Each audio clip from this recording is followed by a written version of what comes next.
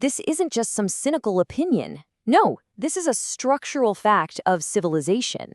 And failing to get your head around it is probably the single biggest source of our political confusion today. Now, this isn't about corruption or leaders being hypocrites. It's about the necessary and, yeah, often tragic roles people have to play. See, citizens, you and me, we need one kind of moral clarity to build our communities. But leaders, they need a totally different kind of moral complexity just to keep the whole thing from falling apart.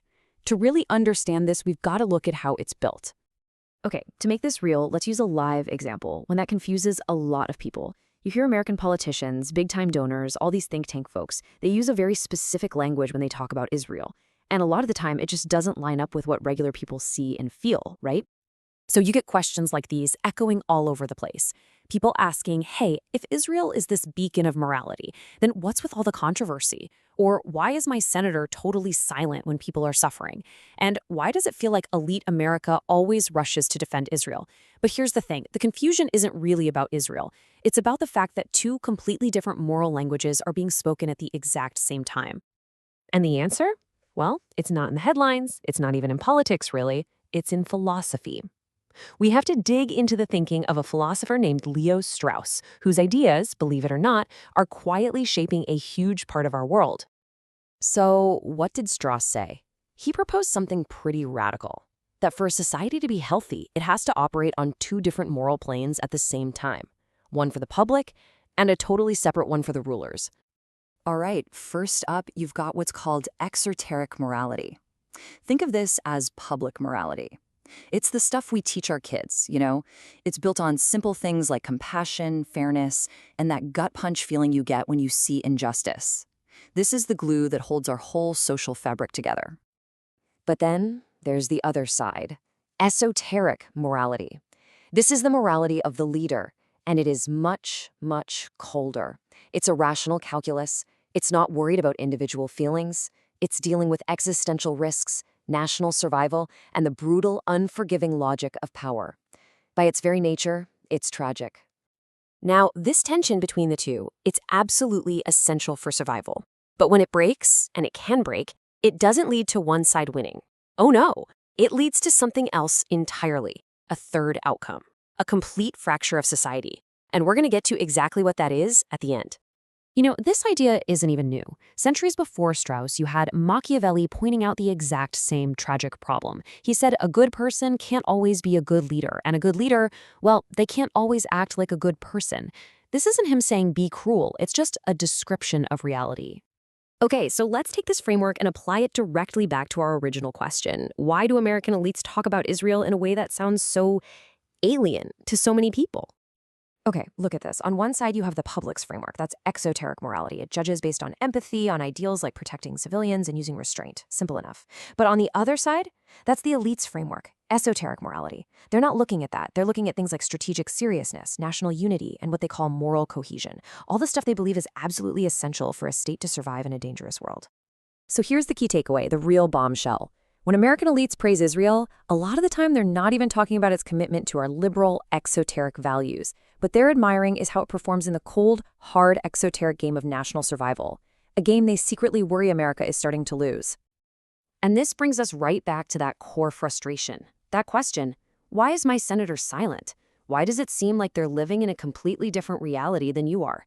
Well, because they are. Think about it. Your moral instinct, as a citizen, is to feel empathy, to react to injustice right now, and to demand accountability. Totally normal. But your senator's instinct, as a leader, is to look at alliances, to weigh strategic threats, and to think in terms of decades, not days. They're not ignoring your morality. They're literally operating under the crushing pressure of a different one. And here's the craziest part. In a healthy system, the leader needs you to feel that outrage. Your moral clarity is what keeps the nation humane. And at the same time, you need that leader to be coldly strategic. That's what keeps the nation safe. So this tension you feel, it's not a bug. It's not a flaw in the system. It is the system. It's the very structure. Now, if frameworks like this are helping you see the world a little more clearly, if this is clicking for you, then help us out, support Project Human, like, share this, and subscribe to the channel. Because to really see why this is so critical, we have to understand what happens when this whole structure fails. Because this dual morality thing, it's not just some interesting political theory. According to Strauss, it is the fundamental architecture of a functioning civilization. And when it collapses, well, it's catastrophic. So let's just play this out. Scenario 1. Imagine our leaders just threw away that cold, esoteric morality. Imagine they started to govern purely with that beautiful, idealistic morality of the citizen. What happens?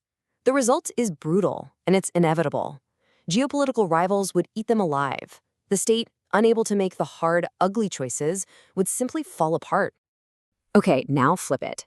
Imagine the opposite failure. What if the public, all of us, we abandoned our human-centered morality? What if everyone started to think like a cold, calculating, strategic leader? Well, compassion would just wither and die. Our communities would disintegrate. The social trust that holds everything up would just evaporate. You wouldn't have a nation anymore. You just have a collection of ruthless individuals looking out for themselves. And that is the third outcome I mentioned at the beginning. It's not about one morality winning over the other. It's the fracture of the entire system. It's what happens when the two can no longer stay in their own lanes, when citizens demand to be leaders and leaders try to act like citizens.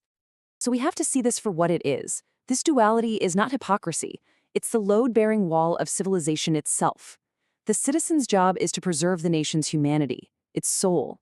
The leader's job is to preserve its survival, its body. Each role is absolutely vital. Both are necessary, right? And each requires a completely different kind of moral courage. So the question isn't about which one is better.